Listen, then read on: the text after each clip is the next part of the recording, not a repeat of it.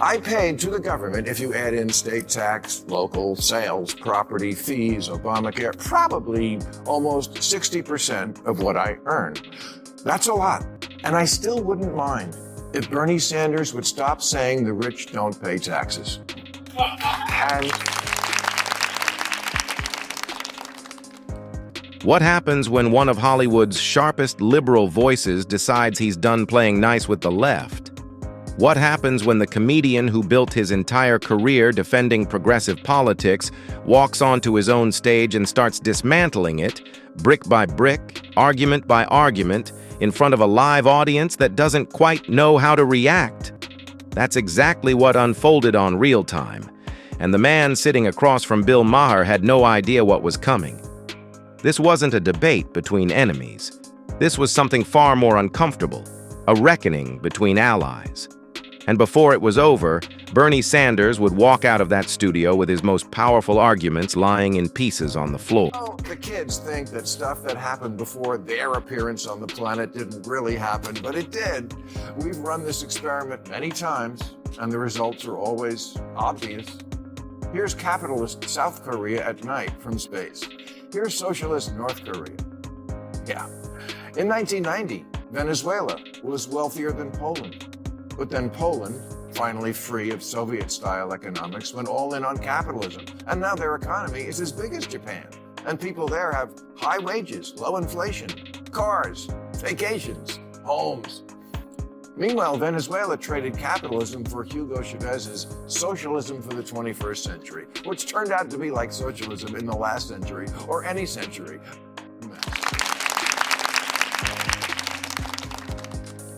That wasn't a political argument. That was a geography lesson. Maher didn't reach for charts or economic models. He didn't cite a think tank. He used light. The Korean peninsula at night, half of it blazing, half of it dark, and let the image do what 1,000 talking points never could. Then came Poland and Venezuela, two countries that essentially started a coin flip in 1990 and chose opposite sides. One bet on markets. One bet on state control. Today, one of them is a European economic powerhouse. The other is a cautionary tale taught in every macroeconomics classroom on the planet. Maher's argument doesn't need a footnote. The hemisphere already wrote it for him. If you think New York can somehow reinvent this wheel, you're in for a rude awakening.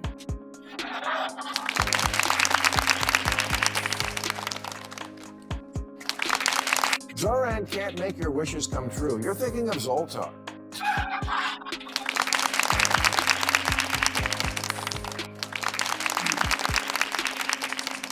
Democratic socialism is like a dating profile. Things look great until you meet up in the real world. For example, Bernie Sanders, his big thing was always bringing single-payer health care to our country of 340 million. But when liberal, tie-dyed Vermont tried to do it for a population of 626,000, it collapsed like that poor in the Oval Office last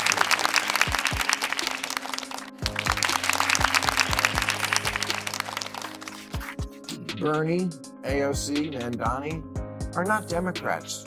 They'll be the first to tell you that. They're democratic socialists, and that's a very different thing, and I don't think people know that yet. The dating profile comparison landed hard in that room.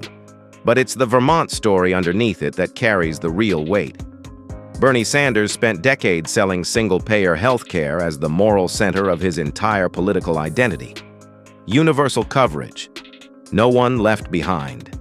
The system every other rich country already has. So when Vermont, Bernie's own state, a place that is essentially a living progressive laboratory, actually tried to build it, the stakes couldn't have been higher. And then the governor, a Democrat, pulled the plug. Not because of Republican obstruction, not because of corporate lobbying, because the numbers simply didn't add up. That story doesn't get told at rallies. But Maher just told it on national television. And the man who made single-payer his signature issue was sitting right there when he did. Well, I think Mandani is running an extraordinary campaign. Yes. He has, as I understand it, 80,000 people today knocking on doors for him. And that's how you win elections. And that's what I believe. That's what I always believe. You don't go to people who have money and do all these stupid 30-second ads. You mobilize people at the grassroots level. And I think in terms of democratic socialism, what people understand is there is something wrong in America today when one man, Mr. Musk, owns more wealth than the bottom 52% of American households. Am I right? Mm-hmm. Yeah. When we have more income and wealth inequality than we've ever had, when in the richest country in the world we have the highest rate of childhood poverty of almost any major nation, the highest rate of senior poverty of almost any nation, we have a healthcare system which is falling apart, kids can't afford to go to college, housing crisis, and people are saying, you know what? Here's the radical idea. This is what democratic socialism basically means. Let's have a government that works for all the people, not just the billionaire class. Bernie Sanders just handed Maher everything he needed. The praise for Mam Danny, the wealth inequality framing, the declaration that the entire system needs to be rebuilt from the ground up, all of it on camera, all of it in Bernie's own words. This is the moment critics point to when they argue that the progressive wing of the Democratic Party is no longer a faction inside a big tent. It is its own movement, with its own ideology, its own candidates, and its own definition of what America should look like. Maher spent his monologue arguing that democratic socialism collapses every time someone tries to build it in the real world. And then Bernie Sanders sat down and confirmed, without hesitation, that he plans to keep building it anyway. Has to explain the American economy to me. I know I've said this before, I still don't get it. Last week was tax day, and as usual, because HBO is so generous, and I'm sure so will be the new owners, I paid to the government, if you add in state tax, local sales, property, fees, Obamacare, probably almost 60% of what I earn. That's a lot. And I still wouldn't mind if Bernie Sanders would stop saying the rich don't pay taxes.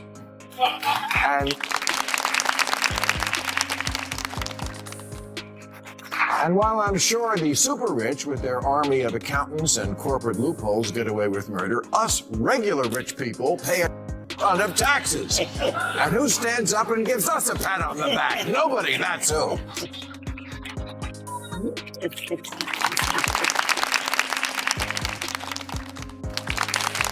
The top 10% pay 72% of all federal income taxes, and the bottom half, 3%. The Democratic Socialists talk about socialism like we don't already have a lot. Social Security, unemployment, Medicare, nutritional assistance, Medicaid, Obamacare, disability, housing subsidies. Again, not against it, just the same question. How can you be soaking the rich and failing the poor so badly?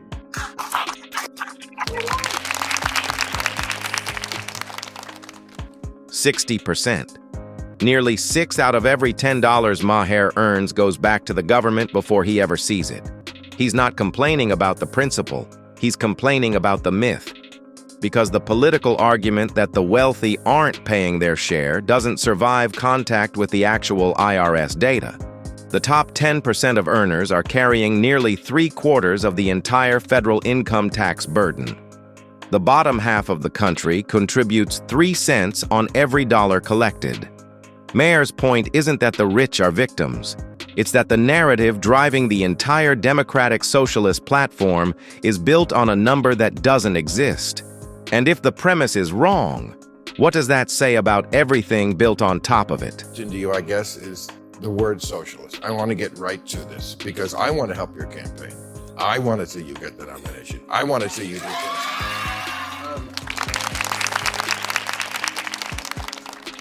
We have to teach Americans what this is. We do. And I don't know if we're doing that yet. Okay. I don't think most Americans realize they're already socialists. In certain respects, okay. Let's start off with what it is not what we want to change. We want to deal with the grotesque level of income and wealth inequality in America. Very few people think it is acceptable or moral that the top 1/10 of 1% owns almost as much wealth as the bottom 90%. That we have seen a proliferate. But see, Bernie, you always say that, and I think even the Republicans are not for income inequality. They hear that, but it doesn't compute that that's going to be solved by socialism. Socialism is the programs they already like. They like Social Security. That's socialism. But here's- They like Medicare. They like the VA. They That's like right. the military. Maher is now sitting directly across from Bernie Sanders, and he's handing him what sounds like a gift. Help me explain this to Americans. Let's fix the messaging. I want you to win. But underneath the friendly framing is the sharpest challenge of the entire interview. Because Maher's argument is that the programs Bernie calls socialism, Americans already have and already love. Social Security, Medicare, the VA, the military. These are enormous government institutions funded by taxpayer dollars and defended fiercely by the very voters Bernie is trying to convert. So the word isn't the problem. The question is why Bernie can't seem to close the gap between programs people already accept and the expansion he's asking them to. I don't know if we're still undemonizing this word socialism. This is my big thing tonight, to get you to undemonize this word, because, you know, they do polls on who people would vote for. Like, would people vote for a woman, a Jew, a black? Those are in like the low 90s, like 92, 91% of the people. And of course, the other 8%, I think we know who those people are. You won't be getting their vote. Then like 75% of Americans would now vote for a person. That's a big change from 10 years ago. Yep. 60% would vote for a Muslim. 58% would vote for an atheist. Socialist, 47. It's at the All right. very bottom What of the we barrel. have to- They hear socialist, they think herpes, Bernie. 47%. In every other category, Gallup has tested over 4 decades. Race, gender, faith, background. Americans have shown a consistent willingness to expand who they'll vote for. The socialist label sits at the bottom of that list, below every group, including categories that were considered untouchable a generation ago. Maher isn't making a moral judgment here. He's reading a map. And what the map shows is that no matter how many rallies Bernie fills, no matter how many doors get knocked, the label attached to the movement is already losing the argument before a single vote gets cast. The loudest wing of the Democratic Party is flying a flag that the majority of the country has looked at and decided it does not want to follow. But, and this has been studied, the amount of tax revenue that we would get just from taxing the people who, I think your fans think you're talking about, the people who own a yacht, does not come close to covering what you want to pay for. Not true. Not true. Come on, you're saying by only taxing the top? No, what I'm saying is there have been articles out there that have been really unfair and wrong. For example, what they are suggesting, if we move toward a Medicare for all single-payer program, which guarantees healthcare to all people, it would cost a lot of money. That's true. But what they forget to tell you is it would be much more cost-effective than the dysfunctional system we have right now, which is the most expensive per capita on Earth. But it couldn't even work in your home state of Vermont. They were going to institute it, and the governor said, it's going to cost too much money. We just can't do it. It would be the entire... Vermont. Again. Maher brings it back one more time, and this time there's no room for Bernie to maneuver around it.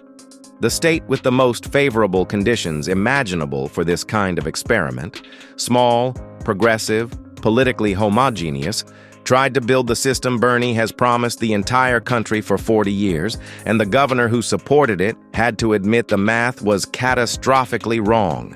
Maher's logic is airtight. You don't scale up a model that failed at its smallest possible version. You don't promise 340 million people a system that buckled under the weight of 600,000. That's not ideology. That's arithmetic. Money can't buy happiness, but it sure can buy healthiness. Half the country can buy access to concierge doctors, specialists, new treatments, personal trainers, nutritionists, private chefs, and whatever Gwyneth Paltrow is putting in her...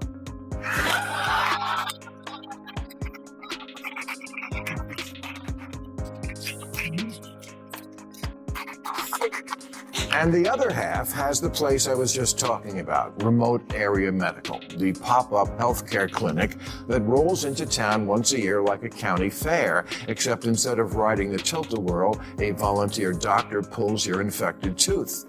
And the saddest thing in the 60 Minutes piece is that nothing has changed.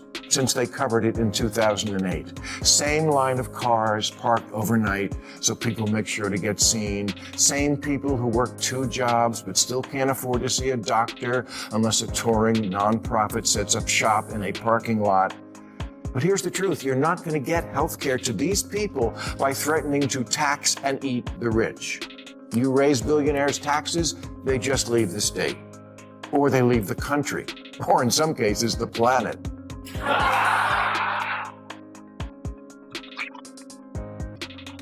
Remote Area Medical, a traveling pop-up clinic that rolls into rural America once a year and sets up in a parking lot so people who work full-time jobs can finally see a dentist. Maher uses this image not to attack Bernie's goals, he's been clear that he shares them, but to attack the math being used to reach them. Because here's the uncomfortable truth sitting underneath the tax the rich argument. When you raise taxes past a certain threshold, the people you're taxing don't fight back. They relocate. California found this out. New York found this out. France found this out the hard way in 2012, when their top earners started leaving the country within months of a new wealth tax passing. And when the tax base walks out the door, the clinic in the parking lot doesn't get better. It just gets more crowded. In the recent government shutdown, he volunteered to pay all the TSA workers himself, with couch money. That's how super rich our super rich are. They can single-handedly fund entire government programs. Okay, so let's make that a thing. The Adopt a Cause Challenge for billionaires.